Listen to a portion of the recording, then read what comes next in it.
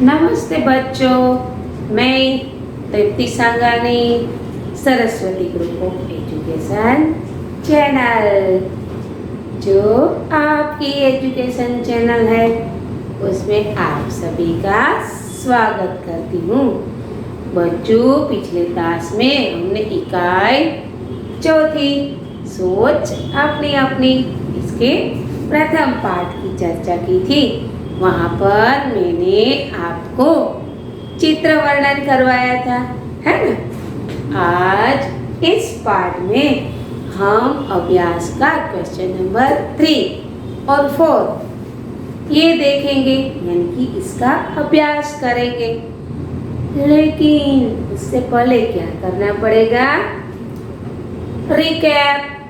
तो चलिए रिकैप करते हैं, ठीक है। पिछले क्लास में हमने देखा था कि एक बड़ा सा चित्र था, है ना। कौन सा चित्र था? किसका चित्र था?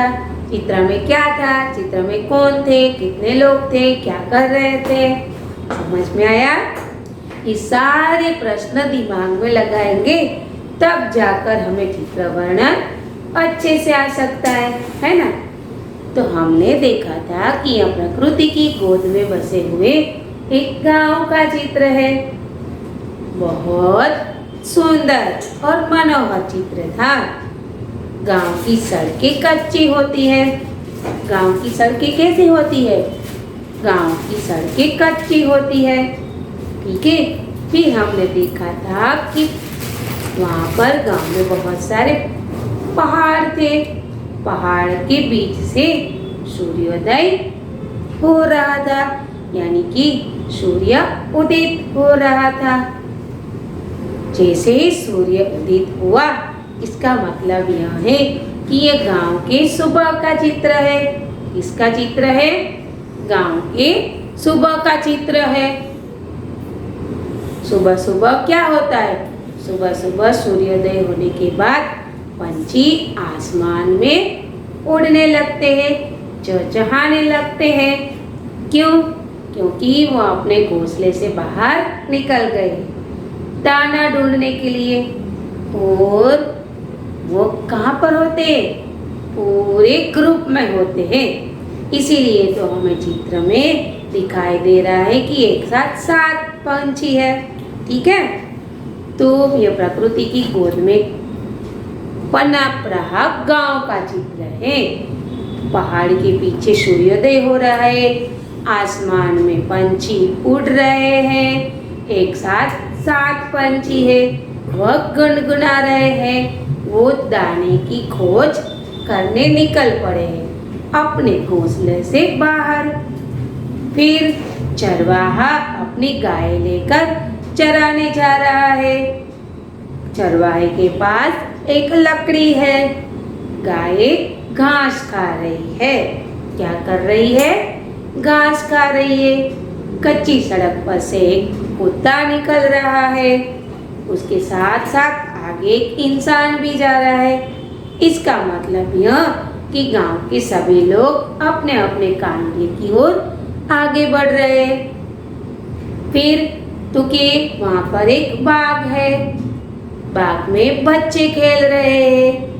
बाग में 3 बच्चे हैं, 2 लड़कियां हैं और एक लड़का है।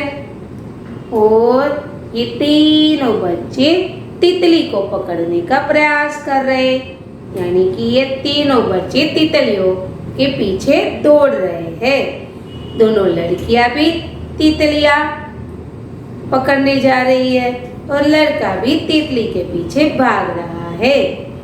गांव में, यानी कि इस चित्र के गांव में 5 घर दिखाई दे रहे हैं।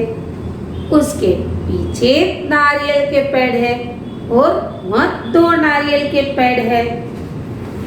फिर उसके पास एक मंदिर है। मंदिर पर ध्वज लहरा रहा है। तो बच्चों, यह हुआ पिछले ताश का अभ्यास, है ना। अब हम बात करेंगे आज के ताश में क्वेश्चन नंबर 3 और 4 की। वो भी मैं आपको पीपीटी के माध्यम से समझाऊंगी। तो चलिए मेरे साथ। तो चलिए बच्चों, अब हम आपके अभ्यास का प्रश्न नंबर 3 चित्र के आधार पर प्रश्नों के उत्तर लिखिए। बच्चों, यह एक कहानी है, तो हम इस कहानी को अच्छे से समझेंगे, जिससे आप उस प्रश्न को अच्छे से लिख पाए। ठीक है बच्चों, एक सुंदर सा गांव था। उस गांव में एक व्यापारी रहता था। वो क्या करता था? व्यापारी टोपियाँ लेकर बेचने जाता था। व्यापारी टोपियाँ लेकर उसे बेचने जाता था। व्यापारी के पास एक टोकरी थी। उस टोकरी में रंग बिरंगी टोपियाँ थी और वह टोपियाँ बेचने जाता था। ठीक है, एक दिन वह टोपी बेचने जा रहा था, तभी क्या हुआ पता है? वह थक गया, इसीलिए उसे आराम की ज़रूरत थी। तो वह व्यापारी एक पेड़ के नीचे आराम से सो गया और उसने अपनी टोकरी अपने पास रख दी। समझ में आया बच्चों? एक गांव था, उसमें एक व्यापारी रहता था और वह व्यापारी क्या बेचता था? यस, रंग बिरंगी टोपियाँ बेचता था और वह सारी टोपियाँ अपनी टोकरी के अंदर रखता था। लेकिन जब एक दिन वह व्यापारी अपनी टोपियाँ बेचने जा रहा था, तभी उसे थकान महसूस हुई। इसी वजह से उसे आराम की ज़रूरत थी, इसीलिए वह एक पेड़ के नीचे आराम करने बैठ जाता है और पास में अपनी टोकरी रख देता है। थोड़े समय में उसे नींद आ गई। अब आगे देखिए क्या होता है। उस पेड़ पर बहुत सारे बंदर थे। जहाँ व्यापारी पेड़ के नीचे आराम कर रहा था, उसी पेड़ पर बहुत सारे बंदर थे। तो बंदर ने क्या किया पता है? चलो मैं ही बता देती हूँ। सारे बंदर नीचे आ गए और व्यापारी की टोकरी में से टोपियाँ निकाल ली। बंदरों ने क्या किया? बंदरों ने व्यापारी की टोकरी में से टोपियाँ निकाल ली और सभी ने अपने अपने सिर पर पहन ली। क्या किया? सभी ने अपने सिर पर उसे पहन ली और फिर सारे बंदर पेड़ पर चढ़ गए। अरे अरे, देखिए क्या हुआ। जब व्यापारी की आंख नींद से खुल गई, तब वो क्या देखता है? अरे रे, उसकी टोकरी पूरी की पूरी खाली है। वो सोच में पड़ गया कि मेरी सारी टोपियाँ कहाँ चली गई। वो तो क्या करता है, सोच में डूब जाता है। इधर देखता है, उधर देखता है, ऊपर देखता है, नीचे देखता है। तभी उसकी नजर ऊपर पेड़ पर गई। उसने क्या देखा? अरे, बहुत सारे बंदर और उस बंदरों ने उसकी सारी टोपियाँ पहन ली है। अब व्यापारी सोचने लगा कि मैं ऐसा क्या करूं कि मुझे मेरी सारी टोपियाँ वापस मिल जाए। तब उसने एक युक्ति निकाली। उसने क्या किया पता है? चलिए बताती हूँ। उसने अपनी टोपी उतार कर फेंक दी। अब भला सोचिए उसने ऐसा क्यों किया होगा? अभी पता चल जाएगा। यहाँ देखकर बंदरों ने भी अपनी टोपियाँ निकालकर फेंक दी, क्योंकि बंदर सबकी नकल करते हैं, वह नकलची बंदर कहलाते हैं। इसीलिए व्यापारी को देखकर उसने भी वैसा ही किया। उसने जो टोपियाँ पहनी थी वह सारी टोपी सिर से उठाकर नीचे फेंक दी। समझ में आया व्यापारी ने कौन सी युक्ति लगाई? उसे पता था कि बंदर नकल करने में माहिर होते हैं, वो सबकी नकल करते हैं, इसीलिए उसने अपनी टोपी उतार कर नीचे फेंक दी। तो बंदरों ने भी व्यापारी की नकल कर दी, उसने भी अपनी टोपियाँ फेंक दी और फिर व्यापारी ने वह सारी टोपियाँ बटोर ली और अपनी टोकरी में रख दी। उसे अपनी सारी टोपियाँ वापस मिल गई और वो टोपियाँ लेकर चल पड़ा। ठीक है, समझ में आ गया बच्चों? यस। तो क्या सीख मिलती है इस कहानी से? यदि हमें कोई परेशानी है, कोई मुश्किल है या तो कोई आफत आ पड़ी है तो हमें युक्ति से काम लेना चाहिए, सोच समझकर उस परिस्थिति का सामना करना चाहिए और हमें आसानी से हल मिल जाएगा। ठीक है, यहाँ पर भी व्यापारी ने क्या किया? उसने अपना दिमाग लगाया। उसने सोचा कि बंदर तो नकल करने में माहिर होते हैं, इसीलिए उसे अपनी सारी टोपियाँ वापस मिल गई अपनी युक्ति के द्वारा। तो बच्चों, आपको ये कहानी सुनने में बहुत मज़ा आया होगा, है ना? अब आप अपने अभ्यास के प्रश्न नंबर 3 को आसानी से लिख पाएंगे, है ना? चलिए अब प्रश्न नंबर 4 पर जाते हैं। नीचे दिए गए चित्र के आधार पर 5 वाक्य लिखिए। देखिए आपकी किताब में यह चित्र है कि नहीं? यस। क्या दिखाई दे रहा है? सोचिए। चलो मैं ही बता देती हूँ। इस चित्र में पहले तो बड़े पहाड़ दिखाई दे रहे हैं। दिखाई दे रहे हैं कि नहीं? या चित्र में पहाड़ भी है, पेड़ पौधे भी है ना? हरी हरी घास भी है। दिख रहा है कि नहीं? यस। क्या दिखाई दिया? 3 पहाड़ है, पेड़ पौधे है, हरी हरी घास भी है। अरे ऊपर खुला आसमान भी है। देखिए एक फिसलन पट्टी है कि नहीं? यार फिसलन पट्टी के ऊपर से एक लड़की फिसल रही है। फिसलन पट्टी की दूसरी ओर एक सीढ़ी है जहाँ से फिसलन पट्टी पर चढ़ा जाता है।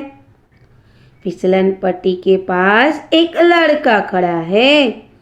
ऐसा महसूस हो रहा है कि शायद वो दोनों भाई बहन हैं। ठीक है, और दोनों बहुत खुश भी दिखाई दे रहे। देखिए छोटा सा चित्र है और अच्छे से समझ में आ जाए इस प्रकार है तो आप इसे अच्छे से लिख पाएंगे, है ना? चित्र में पेड़ पौधे हैं, चित्र में हरी हरी घास भी है, दूर दूर 3 पहाड़ भी है और ऊपर खुला आसमान भी है। एक फिसलन पट्टी है, उस पर एक लड़की फिसल रही है। फिसलन पट्टी की दूसरी ओर सीढ़ी है, जिस पर चढ़कर फिसलन पट्टी पर चढ़ा जाता है। फिसलन पट्टी के पास एक लड़का दिखाई दे रहा है। ऐसा लग रहा है मानो वो दोनों भाई बहन हैं। अरे अरे देखिए, दोनों बहुत खुश दिखाई दे रहे हैं। तो बच्चों, मैं आशा करती हूँ कि आपको यह चित्र वर्णन अच्छे से समझ में आ गया होगा और कहानी भी आपको अच्छे से समझ में आ गई होगी। तो चलिए अब आगे बढ़ते हैं। जो आपको वो पीपीटी के जरिए वो कहानी पढ़ने का मजा आ गया होगा, है ना? बंदर और टोपी वाला। अरे इस कहानी से हमें बहुत बड़ी सीख मिल गई, क्योंकि मुसीबत आने पर बुद्धि का इस्तेमाल करना चाहिए, युक्ति का इस्तेमाल करना चाहिए, है ना? तभी हम उस मुसीबत से बाहर निकल पाते हैं, हमें रास्ता मिल सकता है। ठीक है? क्योंकि बंदरों में अक्ल नहीं होती है, वो सबकी नकल करते हैं। क्या करते हैं? नकल करते हैं। बंदर क्या करते हैं? सबकी नकल करते हैं। ओके, यानी कि बंदर नकल करता है और नकल को तो अक्ल होती ही नहीं है। अब आप कहेंगे कि नकल को अक्ल नहीं होती, इसका मतलब क्या? से फॉर एग्जाम्पल कि कोई लड़का एग्जाम देने के लिए बैठा है और उसको किसी प्रश्न का उत्तर नहीं आता है और उसके पास में बैठा हुआ लड़का उसी प्रश्न का उत्तर लिख रहा है, तो वो उसमें देखकर कॉपी करने का प्रयास करेगा, यानी कि वो नकल करेगा। लेकिन उसको ये पता नहीं है कि वो लड़का सही लिख रहा है या गलत लिख रहा है। यानी कि इसका मतलब ये हुआ कि नकल को अक्ल नहीं होती है। तो व्यापारी को यह बात अच्छे से समझ में थी कि बंदर सबकी नकल करते हैं, इसीलिए उसने अपनी टोपियाँ वापस लेने के लिए क्या किया? अपनी टोपी फेंक दी। तो यह देखकर बंदरों ने भी टोपियाँ फेंक दी और व्यापारी को अपनी सारी टोपियाँ वापस मिल गई, है ना? तो यह युक्ति की बात हुई कि वक्त आने पर हमें सोच समझकर काम लेना चाहिए, कोई उपाय सोचना चाहिए। ठीक है? तभी जाकर हम इस मुसीबत या समस्या से बाहर निकल पाएंगे। अब दूसरा क्वेश्चन नंबर 4 हमने क्या देखा कि एक फिसलन पट्टी है, एक लड़की उस पर फिसल रही है, उसके पास उसका एक भाई है और दोनों भाई बहन बहुत खुश दिखाई दे रहे हैं। फिसलन पट्टी की एक और सीढ़ी है जहाँ से हम फिसलन पट्टी पर चढ़ सकते हैं। 3 पहाड़ दिखाई दे रहे हैं, बहुत सारे पेड़ पौधे दिखाई दे रहे हैं और हरी हरी घास भी दिखाई दे रही है। तो बच्चों, आपको ये चित्र वर्णन अच्छे से समझ में आ गया होगा। अब जब आप किताब में यह प्रश्न लिखने का प्रयास करेंगे तब आप बहुत आसानी से लिख पाएंगे। Got it? चलिए, इस टास्क के बाद आपको एक वर्कशीट दी जाएगी। क्या करना है? जो हर वक्त करते हैं, आपकी बुक में उसको कॉपी करना है या तो लिखना है। ठीक है? कैसे लिखेंगे? दिनांक, विषय, विषयांक, इकाई नंबर और इकाई का नाम लिखकर अच्छे अक्षरों में। ठीक है बच्चों, अगले टास्क में फिर मुलाकात होगी नए विचारों के साथ, नए अध्याय के साथ। लेकिन उससे पहले ये बता दूं कि आपको चित्र वर्णन अच्छे से अभ्यास करना है, यानी कि ये सोच अपनी अपनी है। यहाँ पर 3 चित्र दिए गए, एक कहानी के रूप में है और 2 ऐसे ही चित्र है। तो आपको ये सारा अभ्यास करना है। ठीक है? फिर मुलाकात करेंगे, तब तक के लिए अलविदा, बाय बाय, धन्यवाद।